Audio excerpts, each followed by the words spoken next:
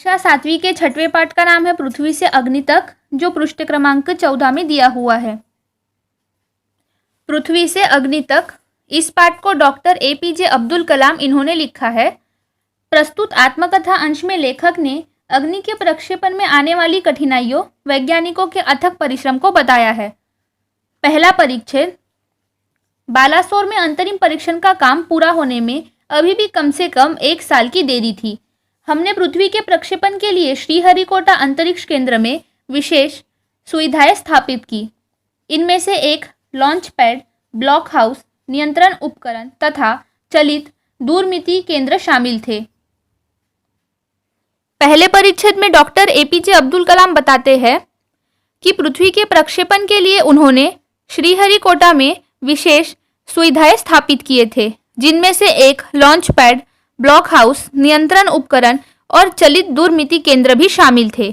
दूसरा परिच्छेद। पृथ्वी उपग्रह को 25 फरवरी 1988 को सुबह 11:23 पर छोड़ा गया। यह देश के रॉकेट विज्ञान के इतिहास में एक युगांतकारी घटना थी। निर्देशित मिसाइलों के क्षेत्र में एक आत्मनिर्भर देश के रूप में पृथ्वी के उद्भव ने संसार के सभी विकसित देशों को विचलित कर दिया। सामर्थ्यशील नागरिक, अंतरिक्ष उद्योग और व्यवहार्य मिसाइल आधारित सुरक्षा प्रणालियों ने भारत को चुनिंदा राष्ट्रों के समूह में पहुंचा दिया था। दूसरे परिच्छेद में लेखक बताते हैं कि देश के रॉकेट विज्ञान के इतिहास में यह एक युगांतकारी घटना थी, क्योंकि मिसाइलों के क्षेत्र में पृथ्वी के उद्भव ने संसार के सभी विकसित देशों को विचलित कर दिया था और मिसाइल आधारित सुरक्षा प्रणालियों ने भारत को चुनिंदा राष्ट्रों के समूह में पहुंचा दिया था। तीसरा परिच्छेद। लेकिन क्या एक पृथ्वी ही पर्याप्त होगा? क्या 4-5 मिसाइल प्रणालियों का स्वदेशी विकास हमें पर्याप्त रूप से ताकतवर बना पाएगा? उसी समय अग्नि को एक टेक्नोलॉजी प्रदर्शन परियोजना के रूप में विकसित किया जा रहा था। देश के भीतर उपलब्ध समस्त संसाधनों को दांव पर लगाकर यही एक उत्तर था। अग्नि टीम में 500 से अधिक वैज्ञानिक थे और इन विशाल प्रक्षेपणों में अनेक संगठनों का नेटवर्क बनाया गया था। तीसरे परिच्छेद में लेखक बताते हैं कि उस समय अग्नि को एक टेक्नोलॉजी प्रदर्शन परियोजना के रूप में विकसित किया जा रहा था। लेखक के मन में बहुत से सवाल थे, क्योंकि देश के भीतर उपलब्ध समस्त संसाधन को दांव पर लगाया हुआ था। अगला परिच्छेद। अग्नि का प्रक्षेपण 20 अप्रैल 1989 को निर्धारित किया गया। यह एक अभूतपूर्व अभ्यास होने जा रहा था। अंतरिक्ष प्रक्षेपण यान के विपरीत मिसाइल प्रक्षेपण में व्यापक स्तर पर सुरक्षा संबंधी खतरे शामिल होते हैं। प्रक्षेपण की पूर्व तैयारी की सारी गतिविधियां तय कार्यक्रम के अनुसार पूरी हो गई थी। इस परिच्छेद में बताया है कि अग्नि प्रक्षेपण 20 अप्रैल 1989 को निर्धारित किया गया। लेखक बताते हैं कि मिसाइल प्रक्षेपण में व्यापक स्तर पर सुरक्षा संबंधी खतरे भी बहुत से थे। अगला परिच्छेद। जिस समय MT 14 सेकंड पर थे, कंप्यूटर ने संकेत दिया कि उपकरणों में से कोई एक ठीक से काम नहीं कर रहा है। इसे तुरंत सुधार लिया गया। इस बीच निचली रेंज केंद्र ने होल्ड के लिए कहा। अगले कुछ सेकंडों में जगह जगह होल्ड की जरूरत पड़ गई। हमें प्रक्षेपण स्थगित करना पड़ा। इस परिच्छेद में लेखक ने बताया है कि प्रक्षेपण की तैयारियों में उन्हें बहुत सी समस्याओं का सामना करना पड़ा। ठीक समय पर कंप्यूटर ने काम करना बंद कर दिया, जिसे तुरंत ही सुधार लिया गया और प्रक्षेपण को स्थगित करना पड़ा। अगला परिच्छेद। मैं अपनी टीम के सदस्यों से मिलने गया, जो सदमे और शौक की हालत में थे।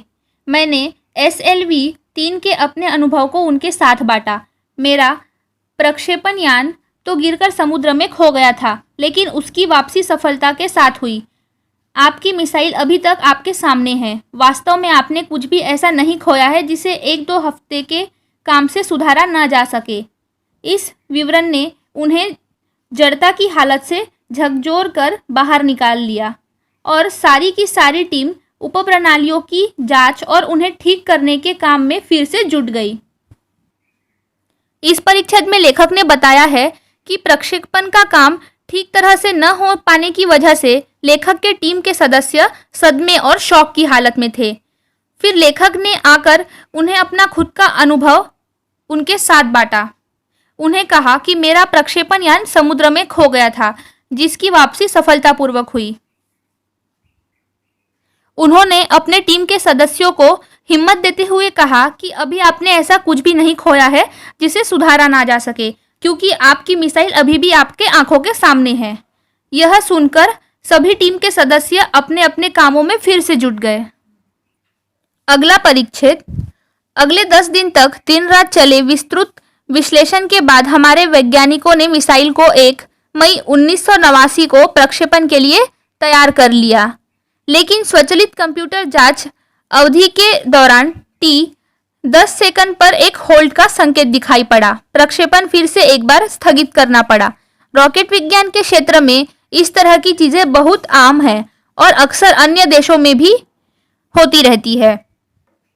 इस परिच्छेद में बताया है कि फिर अगले 10 दिन तक दिन रात काम करने के बाद 1 मई 1989 को मिसाइल के प्रक्षेपण के लिए तैयार कर लिया गया, लेकिन फिर से कुछ समस्याओं के कारण उसे स्थगित करना पड़ा। लेखक बताते हैं कि विज्ञान के क्षेत्र में इस तरह की चीजें बहुत ही आम बात है जो हर देशों में होती रहती है। अगला परिच्छेद। मैंने डीआरडीएल आरसीआई परिवार के 2000 से भी अधिक सदस्यों को संबोधित किया। बहुत मुश्किल से ही कभी यह प्रयोगशाला या आरएनडी संस्थान को देश में पहली बार अग्नि जैसी प्रणाली विकसित करने का अवसर मिलता है। यह महान अवसर हमें दिया गया है। स्वाभाविक रूप से बड़े अवसर अपने साथ बराबर की चुनौतियां लेकर आते हैं। हमें हिम्मत नहीं हारनी चाहिए। समस्याओं को हमें हराने का मौका नहीं देना चाहिए। देश को हमसे सफलता से कम कुछ भी पाने का अधिकार नहीं है। आइए सफलता को लक्ष्य बनाएं। अपना संबोधन लगभग खत्म कर चुका था कि मैंने लोगों को कहते हुए पाया, मैं आपसे वादा करता हूँ, महीने के खत्म होने से पहले ही अग्नि का कामयाबी से प्रक्षेपण करके बाद हम यहाँ वापस मिलेंगे। इस परिच्छेद में लेखक बताते हैं कि उन्होंने डीआरडीएल आरसीआई परिवार के 2000 से भी अधिक सदस्यों को संबोधित किया था। वो कहते हैं कि यह मौका बहुत ही मुश्किल से मिलता है जो हमें दिया गया था। फिर लेखक ने सबको संबोधित करते हुए कहा कि हमें कभी हिम्मत नहीं हारनी चाहिए और हर समस्या का हमें हल ढूंढना चाहिए, ना कि समस्याओं को हमें हराने का मौका देना चाहिए। अगला परिच्छेद। यह किसी आश्चर्य से कम नहीं था कि कैसे सैकड़ों कर्मचारियों ने लगातार काम करके प्रणाली की तैयारी का काम स्वीकार्यता परीक्षणों सहित केवल 10 दिन में पूरा कर डाला। लेकिन अब बाधाएं पैदा करने की बारी विपरीत मौसम की थी। एक चक्रवात का खतरा मंडरा रहा था। सभी कार्य केंद्र उपग्रह संचार के जरिए आपस में जुड़े हुए थे। मौसम संबंधी आंकड़े रुक रुक कर आने लगे और 10 मिनट के अंतराल में उनकी बाढ़ सी आ गई।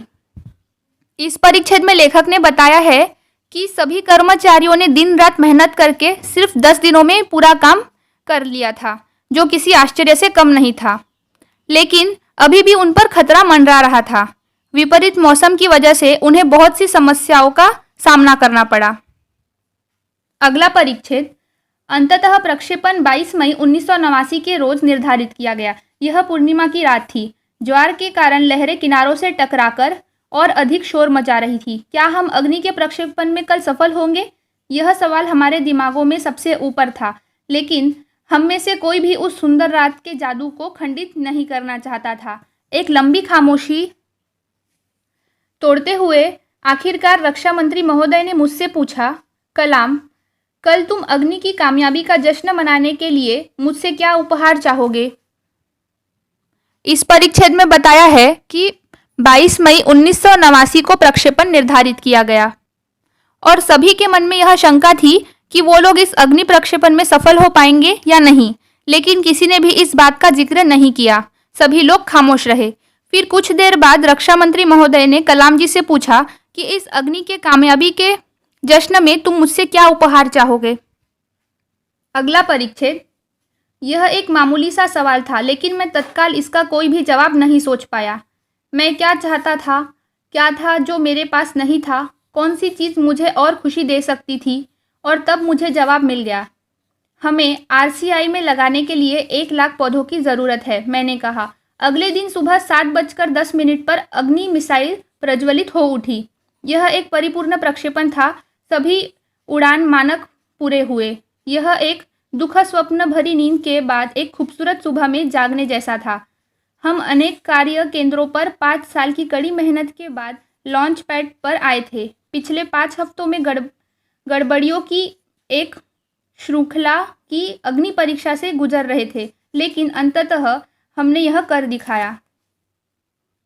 इस परीक्षण में बताया है कि रक्षा मंत्री के यह सवाल पूछने पर कलाम जी कुछ देर तक खामोश रहे और वह सोचने लगे कि ऐसी कौन सी वस्तु है जो उनके पास नहीं है या जिससे उन्हें खुशी मिलेगी। फिर उन्होंने जवाब दिया कि आरसीआई में लगाने के लिए उन्हें 1 लाख पौधों की ज़रूरत है। और फिर अगले दिन सुबह 7:10 पर अग्नि मिसाइल प्रज्वलित हो उठी, जो कि एक परिपूर्ण प्रक्षेपण था। लेखक बताते हैं कि उन्होंने कई कठिनाइयों से सामना करके यह अग्नि प्रक्षेपण बनाया था, जो कि सफल रहा। सबकी मेहनत कामयाब रही। अगला परिच्छेद, यह मेरे जीवन के महानतम क्षणों में से एक था। सिर्फ 600 सेकंड्स की भव्य उड़ान ने हमारी सारी थकान को एक पल में धो डाला। सालों की मेहनत का क्या शानदार नतीजा मिला। इस परिच्छेद में लेखक ने बताया है कि यह उनके जीवन का महानता क्षणों में से एक था। कुछ सेकंड्स के भव्य उड़ान ने उनकी सारी थकान को दूर कर दिया था। उनके वर्षों की मेहनत का यह एक शानदार नतीजा उन्हें मिला था।